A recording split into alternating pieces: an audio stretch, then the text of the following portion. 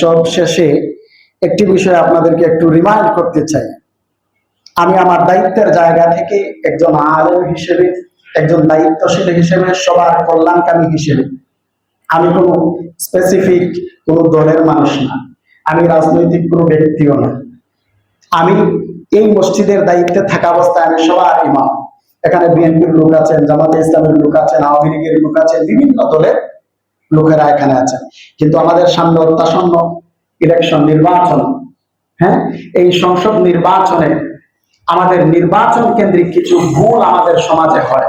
এই ভুলগুলোর ব্যাপারে আপনাদেরকে সংক্ষেপে একটু রিমাইন্ড করতে চাই, অতি সংক্ষেপে।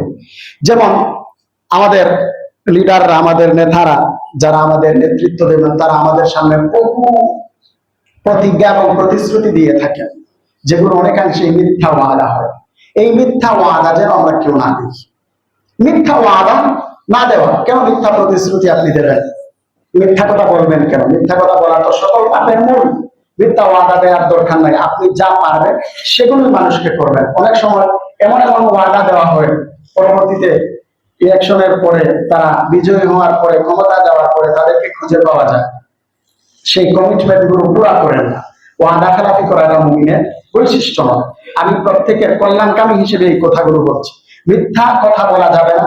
প্রত্যেক সেমিনারে, প্রচারণায়, ক্যাম্পেইনে দেখা যায় মিথ্যা ওয়াদার ফুলঝুরি, কথায় কথায় মিথ্যা ওয়াদা, এগুলো করা যাবে না।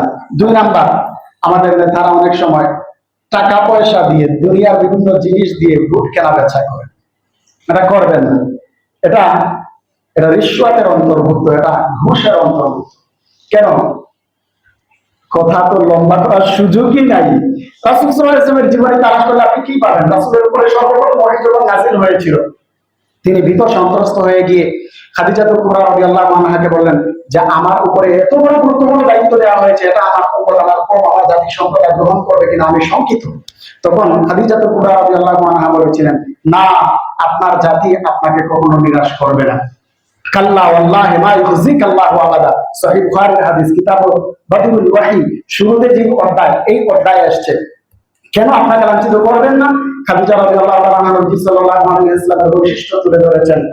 কাল্লা ওয়াল্লাহি মা ইউযিকাল্লাহু আবাদা ইন্নাকা লা তাসিলুর রাহিম। আপনি আত্মীয়তার সম্পর্ক জোড়ান। ওয়া তাকসিবুল মা'দুম, আপনি যারা নিঃস্ব অসহায় তাদেরকে উপার্জন করে দেন। ওয়া তু'ইনু আলা নাওয়াইবিল হক, যারা অন্যায়ের বিরুদ্ধে কথা বলতে যে, ন্যায়ের পক্ষে অবস্থান নিতে যে জুলুমের শিকার হয়, তাদের পাশে গিয়ে আপনি দাঁড়ান। ওয়াতাকরিদ দাইফ, আপনি মেহমানদারি করেন। এত এত সামাজিক কর্মকাণ্ড, এই গুণগুলো, বৈশিষ্ট্যগুলো যার মাঝে আছে, ওই ব্যক্তিকে তার সম্প্রদায় লাঞ্ছিত করতে পারে না, নিরাশ করতে পারে না। তাহলে এই গুণগুলো থেকে বোঝা যায় রাসূলের নবুয়ত লাভের আগেই এই গুণগুলো ছিল। আমি কেন মানুষকে টাকা দিয়ে কিনতে হবে? আগেই এই নেতৃত্বের গুণগুলো অর্জন করেন। মানুষ আপনাকে এমনি ধরে নিয়ে বসায়, মসনদে বসিয়ে দেবে, এমনিতেই না চাইতেই আপনাকে নির্বাচিত করবে, ভোট দিয়ে জয়যুক্ত করবে। এজন্য টাকা পয়সা দিয়ে ভোট কেনা বেচা, এটা ইসলামের সাথে যায় না। 3 নাম্বার, আমরা ভোট দেওয়ার ক্ষেত্রে ভোটের অপব্যবহার করব না। আমার এটা একটা স্বীকৃতি, এটা একটা আমানতদারি। ভোট আপনার আমানত। এই আমানতটা যথাযোগ্য জায়গা পৌঁছাতে হবে। আল্লাহ সুবহানাহু ওয়া তাআলা সূরাতুন নিসা 58 নম্বর আয়াতে বলেন, ইন্নাল্লাহা ইয়া'মুরুকুম আন তু'আদ্দুল আমানাতি ইলা আহলিহা। আমানতকে যথাযোগ্য জায়গায় তোমরা রাখো, পৌঁছাও। মুহতারাম হাজিরিন, আমানতের খেয়ানত করা যাবে না। নবী সাল্লাল্লাহু আলাইহি ওয়াসাল্লাম বলেন, লা ঈমানা লিমান লা আমানাতা লা, ওই ব্যক্তির ঈমানদারিতা নাই যার ভিতরে আমানতদারিতা নাই। ওয়ালা দীনা লিমান লা আহদারা, যে ওয়াদা খেলাফি করে তার ভিতরে আসলে দ্বীনদারিতা নাই। মুহতারাম হাজিরিন, এজন্য আমানতের খেয়ানত করবেন না। আপনি অযোগ্যদেরকে নেতৃত্বের আসনে বসাবেন না। কিয়ামতের আলামত হচ্ছে অযোগ্যদের নেতৃত্ব। এক সাহাবী এসে নবীকে জিজ্ঞেস করলেন, মাতা সাআ, নবী, কিয়ামত কবে সংঘটিত হবে? নবীজি সাল্লাল্লাহু আলাইহি ওয়াসাল্লাম বললেন যে, ইদা দুইয়াতিল আমানাতু ফান্তাজিরিস সাআ, যখন আমানতের খেয়ানত করা হবে তখন তুমি কিয়ামতের অপেক্ষা করতে থাকো। ওই সাহাবী আবার জিজ্ঞেস করলেন, কাইফা ইদাআতুহা ইয়া রাসূলুল্লাহ, নবীজি আমানতের খেয়ানতটা কিভাবে হবে? নবী সাল্লাল্লাহু আলাইহি ওয়াসাল্লাম তখন জবাবে বলেছিলেন, আমানতের খেয়ানতটা এইভাবে হবে, ইদা উসিদাল আমরু ইলা গায়রি আহলি, যখন অযোগ্যদেরকে নেতৃত্বের আসনে বসানো হবে, ফান্তাজিরিস সাআ, তখন তুমি কিয়ামতের অপেক্ষা করতে থাকো। তাহলে অযোগ্যদের নেতৃত্বটা হচ্ছে কিয়ামতের আলামত। আপনি আপনার ভোট নামক আমানত, এটা আপনার একটা স্বীকৃতি, এই স্বীকৃতি যাকে তাকে দেবেন না। আপনি দল দেখার দরকার নাই, প্রতীক দেখার দরকার নেই, ব্যক্তি দেখে আপনি আপনার আমানতকে যথাযোগ্য জায়গায় পৌঁছিয়ে দেবেন। আপনি আপনার সৎ নিষ্ঠাবান আমানতটা ব্যক্তিকে আপনার ভোট নামক আমানত দেবেন, যে ইসলামের স্বার্থে কাজ করবে, দেশ দশের স্বার্থে কাজ করবে, জনগণের কল্যাণে কাজ করবে, দেশের প্রতিটা ইঞ্চি মাটির রক্ষা করার ওয়াদা যে দেবে, এমন ব্যক্তিকে আমরা ভোট দেব। কোন দুর্নীতি বা চোর বাটপারকে আমরা ভোট দেব না। এটা আমার আমানত, আমানতকে যথাযোগ্য জায়গায় পৌঁছাতে হবে। 4 নাম্বার একটা বিষয় যেটা হয়ে থাকে, সহিংসতা হয়ে থাকে, অন্যকে মারধর ভীতি প্রদর্শন করা, এগুলো করা যাবে না। আপনি নির্বাচনকে সামনে রেখে এত জুলুম করবেন, এই জুলুমের বদলা কিন্তু আল্লাহ তাবারাকা ওয়া তাআলা নেবেন। ওয়ালা তাহসাবান্নাল্লাহা গাফিলান আম্মা ইয়ামালুয জালিমুন, জালিমরা ছোট বড় যত অপরাধ করে, যত আঘাত করে, জুলুম করে, কোন একটা জুলুমের ব্যাপারে আল্লাহ তাবারাকা ওয়া তাআলাকে বেখবর ধারণা করো না, মনে করো আল্লাহ তাআলা সবকিছুর বদলা নেবেন। কেন জুলুম করবেন? আচ্ছা, রাজনীতি না মানুষের কল্যাণে? আমাদের কল্যাণ না রাজনীতি?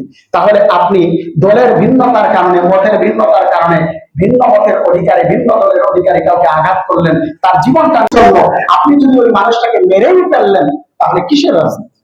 প্রতিহিংসার রাজনীতি বাদ দিতে হবে।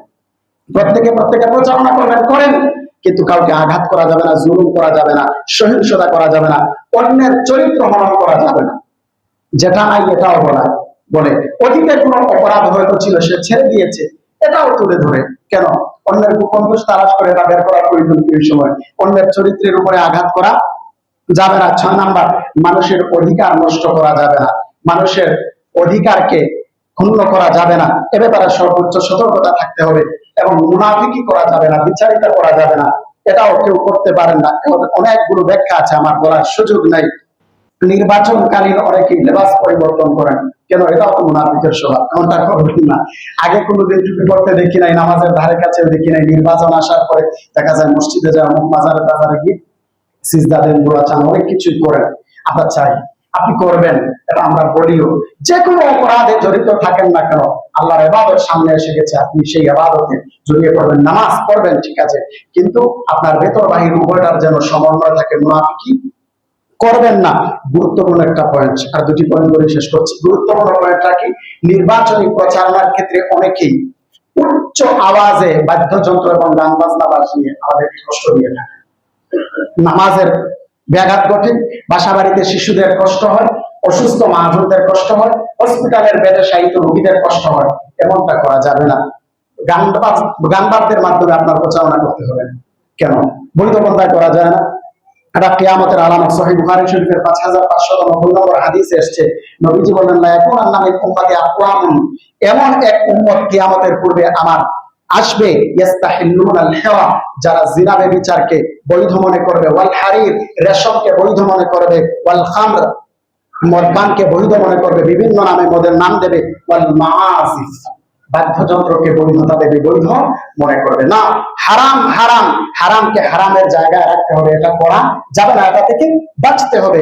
বাদ্যযন্ত্রের মাধ্যমে উঁচু আওয়াজে আমরা যেন কাউকে কষ্ট না দিই, মানুষকে যেন আমরা অযথা আঘাত না করি, কোনোভাবেই না। শারীরিক আঘাত, মানসিক আঘাত, কোনো আঘাত আমরা করব না।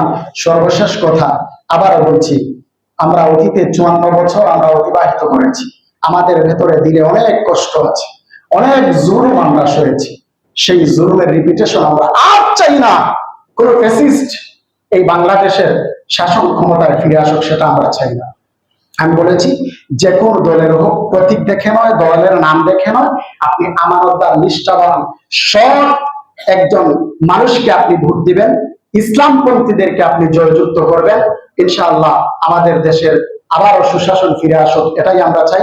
আল্লাহ তাবারাক ওয়া তাআলা যেন কবুল করেন, আমিন। ওয়া আখিরু দাওয়ানা।